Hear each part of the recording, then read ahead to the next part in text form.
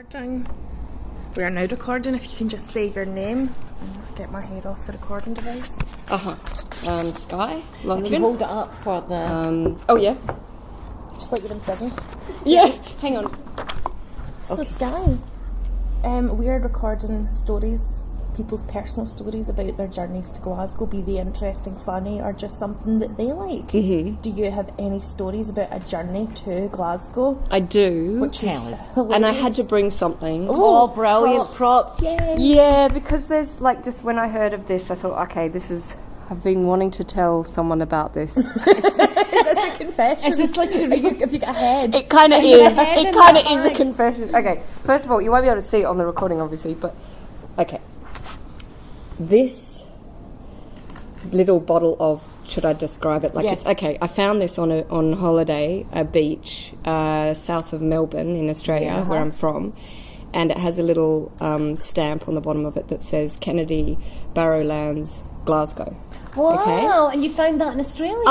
And not only, and it's like a little fraction, a little chip end of the bottle. Off the bottom of the bottle? It's like a message on a bottle. Well, this is it was just the perfect timing because Battlefield. It's Battlefield, not Barrowlands. Battlefield. Yes, sorry, not Barrowlands. Battlefield is not far from where I used to own a pub. Well, you see, apparently... It's near Celtic Park. Yeah, and I got so excited by this because I came, like, more than 15 years ago. I migrated to Scotland from Sydney, via London and Edinburgh, and I was at this stage where I'd gone back to Australia because my sister wasn't well, and I had got together again with my ex from 6 years ago, and... You know, his brother had shot himself in the interim, and there were all these kind of, we found each other again. But I'll get to the point. The reason picking this up was so monumental to me was that I was walking along trying to consider whether or not I could be in this, stay within this landscape so far away from this home. Like Glasgow's a home to me. Yeah. You know, like so many people feel like I have two homes, cultural homes to identify with. But I was kind of trying to work out, can I actually settle down and be in this home so far away from this home, in this Australian landscape? Yeah. And I was feeling very torn, and then I walked along and picked up this thing, and it was like an omen. I don't know if you believe in omens, I was kind of like, and then I looked it up, and this pottery thing, stoneware, they stopped making them in 1929. Jeez. So it's been smoothed by the sea. It's survived all that time. Can you just describe the colour and the shape of it? Yeah, okay, so it's kind of, it actually looks like the chipped bottom of a bottle, doesn't it? Like it's got some of its walls left. You can still see the round on the inside. It's like a beige slate. Yeah, and some of them in the original form apparently had like, they were dipped on the top. They were glazed on the top, so two-tone. You would recognise the two-tone thing. And they stopped making them in 1929 because glass bottles were considered more sanitary or something. But basically, they started making them in the 18... So this is earthenware, isn't it? Stoneware, apparently. This is stoneware, And it's very beige, and it's kind of been smoothed by the ocean, so there are no sharp edges. Even where the thing was chipped off is all smoothed. There's not a fossil, but there's some little ex-dead sea creature trapped in the round on the inside. Probably something for the Clyde. Well, that's what I thought. I thought how amazing if something had got in there. It's trapped in there. It's ended up in washed ashore in Melbourne. Past Nemo. Nemo. That's my favourite film. Yeah. So that is why I got excited about your project, having to collect stories about Glasgow. I just thought I've got to Glasgow. And I brought that with me because So who was Kennedy in Barrowfield pottery? Did you find the original factory? No, I don't believe that. I'm not sure it exists anymore, but like I've just Googled it, and Goggle has told me that that's like a one of the potteries that used to be about here, and there were other ones in Rutherglen and things like that. And there was ones in Tollcross because there's Potter's Row in Tollcross. Yeah, exactly. Well. There was a lot of when I was a kid in Glasgow, in Shettleston, there's a place called United Glassworks. Oh yeah. And they also made pottery and glass. and we used to go slide. It's on Shettleston Road, but it's gone now, but it was a famous glassworks. And as kids, we'd climb the wall and slide on the sand. It wasn't sand, it was granulated glass. But we were fine, we all survived it. But Barrowfield, I don't know if you know the history of Barrowfield. My mum was actually born in Barrowfield, in Fielding Street. Barrowfield is quite a famous area because when Wild Bill Hickok came to Scotland with his troop of Indians and elephants and his big cowboy western show. Essentially, he made Native Americans recreate the battles in which their family had died for white people's entertainment. In Victorian times. It's amazing, that recreation idea, isn't it? Yeah, who wouldn't like that? Oh, is It's that celebration? I don't know. What is that? Yeah, it's like bring Guantanamo Bay over and show me your party and make a musical about it. So They'll win a fringe first. Yeah. So they set a lot of the Native American Indians settled in Barrowfield in a place called Vinegar Hill Street, which was where a lot of the Native American Indians settled with. Don't call them Indians. Native Americans, sorry, that settled with Scottish women, because we were feisty enough for the big red Indian hot sexy men dressed up with their feathers. They thought, there's a gallus lassie. But Barrowfield has got a great interest in history, and then it became a housing estate in the 60s, and the housing estate became divided by two gangs called the Torch and the Spur. It was a bit like West Side Story. I thought you were going to say the Torch and the Spark. No, the Torch. I thought that sounds like, they could end up being together somehow. No, but no. And it was a bit like West Side Story, but without the dancing and the happiness. And in the early 80s, there was such divisiveness and gangs were killing each other. And then do you know what stopped the gang fighting in the Barrowfield? Heroin arrived. You arrived. You arrived. No, heroin. Yeah. Am I called heroin now in this story? Yeah. That could be. I could be powerful.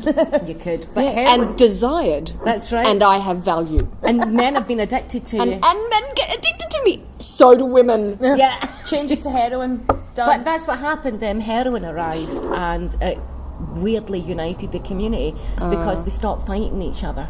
And just started nodding off. Yes, getting quite sleepy together up closes. But Barrowfield has got a brilliant history, and I know lots of people from Barrowfield. A lot of them were customers in my pub. But that's just a wonderful story that you found this in Melbourne? Yes, I'm not even from Melbourne. I'm not, south of Melbourne. Holiday on a beach, and just, when you go tracing, tracing the neat tide. Can we get a close-up picture of that? Yeah, you must get the stamp.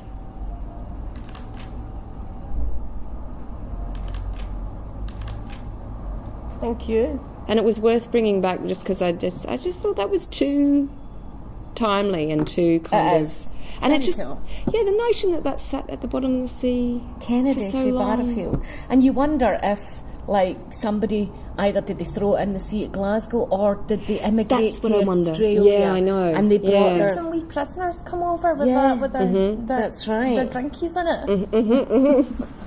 And then got a bit pushed on deck one night. Because I wonder if the sea broke it or if somebody did. Because it's quite, it's quite heavy. And you have to imagine being an alcoholic with that weight. You'd have one really strong arm. That's right. That's right. Well, that's an awesome It's funny story. what they say about, how you see in the Beryl collection that there's a big jug that the Grecians used to use or something they don't make sense wine. to us. This makes sense to us. Yeah. You just, how Glasgow has the reputation for drinking anybody under the table, bit like Australians. Only I swear here is a lot better at it. The vessel within which wine used to come in the ancient Greece, etc., was so large. I thought, we're not really that alcoholic. No, we're not in comparison. And that's tiny. That's quite a small. That's a wonderful. We've been to Australia and we went to Adelaide, and I was shocked at the amount of drinking that went on. And if a Glaswegian goes to your country and goes, "My God, people drink a lot," you're in trouble. Yeah, basically. Yes. That was Rundle Mall. Just people are drinking an awful lot. Teenagers lying all over the street. We were shocked. Yes, I have a Glasgow poem about that kind of thing. Yeah. When I went on stage in Adelaide, it says, when a Glaswegian walks through your streets and sees children drunk and is appalled, it's time to address that. I used to own a pub in the East End of Glasgow, and I never witnessed this with my eyes. Oh no! Oh Yeah. no! So I guess you didn't hang around that long. No, there for a month. we never went back. Wow! But you know wow! what? But you I were think- touring your show there. Did you get to go to other places No, in Sydney? no. I mean, I in think Australia. that Adelaide's a bit different from the rest of Australia, from what I've gathered. It's got a great festival from what I've gathered, but Yeah. I haven't been there either, so I can't really say. And we went to the festival. The festival was really good, but the people, it was really weird doing They a were really show racist. where there wasn't a brown face in the audience. Really? Yeah. There was Oh. one brown comedian. Oh yeah, but you went to the wrong place. Yeah. That's Because it's so multicultural. I'm not saying it's not that there aren't lots of Yeah. racist thoughts Oh God, no! But in, this in is that Glasgow. the policy We in that can get country. racism, But yeah. but it was just really weird. It was a very strange, very white, Aryan, Ah. straight, alcoholic Conservative town. alcohol. Well, you know that is. I shouldn't say this because it gives the place a bad rap, doesn't it? But that is where that all these murders happen. Serial, Yes, no, that's what we were the serial told. killers, we were in and then serial killer town. Yeah. yeah, that's right. And stocking the bodies That's out back, right, and yeah. everybody managing to keep it all a bit of a secret in the family kind of Again, thing. if you're Glaswegian and you go somewhere and go, this is a bit violent, you know you've got a problem. But thank you for bringing Thank you this. so much. This has been We'll the cut best. out all the anti-Australia stuff, it's fine. No, you look. I'm not. I mean, come on, look what's happening out there at the moment. Yeah. The good thing is there's so many people kind of, trying to show Yeah, they yeah. feel No, differently to the way the absolutely. government's acting, but it's. But I just love the fact that you've brought something from Australia that originated in Barrafield, and that's exactly where Mama was born. That's a lovely thing. I just kept wondering why I'm attracted to Glasgow because I didn't intend to come here. Like my when I was growing up, my thoughts about Glasgow was simply a place where you can huddle against the cold, against a fire, have a good conversation in a pub. That's what I thought I'll go to. And I ended up studying here, and that's how I ended up being here. So you're going to stay? Well, I live here now, and I have done You're one since, of us since, now. since about Well, 2000. So I kind yay. of, but it's Your But journey to Glasgow was monumental. Yeah, the great grandma. Apparently, I have a great grandma who was an opera singer from Glasgow, and I don't believe necessarily in the echoes of ancestry like that, whether or not it determines your trajectory. But I just found that an interesting piece of information, and then an interesting piece to find on the beach. Unbelievable. Which kind of said, get out of this relationship and fly away. Go to Barrafield. Your great granny shrank that and threw it in the river, hoping that one day it would have that would make a good film. Ashley's ancestor went on the Mayflower. Yeah. Bonnie Hurst Was was the servant on the Mayflower. Oh, it sounds so picturesque. I know. I think I can join the Daughters of the American Revolution. Wow, yeah, you could. You might have a bit of an access, bit of a visa pass. Just fingerprint. Does that let us in anymore? Well, I don't know. there's a John James Storrie, because I'm Storrie, who was on the Amstrad, was one of the lawyers on the Amstrad. And he was trial, a and he was civil one of the rights ones who lawyer. was like, no, slaves are right, leave them alone. So I was quite glad. Have a little bit of pride in there. It's I know nice when you can have some pride in your ancestry. And there's now a bust to him in Harvard. There's a big part of the college dedicated to this guy, Storrie. And Ashley's like, thank goodness I've got relatives that have got a wee bit of credibility and integrity. But none of them passed down a stone bottle for their dead granny to get out of a relationship. So you top everybody with that story. Thank An you opera so singer much. in Glasgow threw it in That's the right. river. It floated to Australia where it met you, and her message was sent. She was probably in a bad relationship at that time as well. Well, there you go. You're right at the start, right? There's a message on a bottle. Well done. Thank you so much. Thank you so much, Skye. Thanks. I All don't the think best we're going to be with able it. to beat that story. Right, stop. Because it is a competition. It is. It definitely is a competition.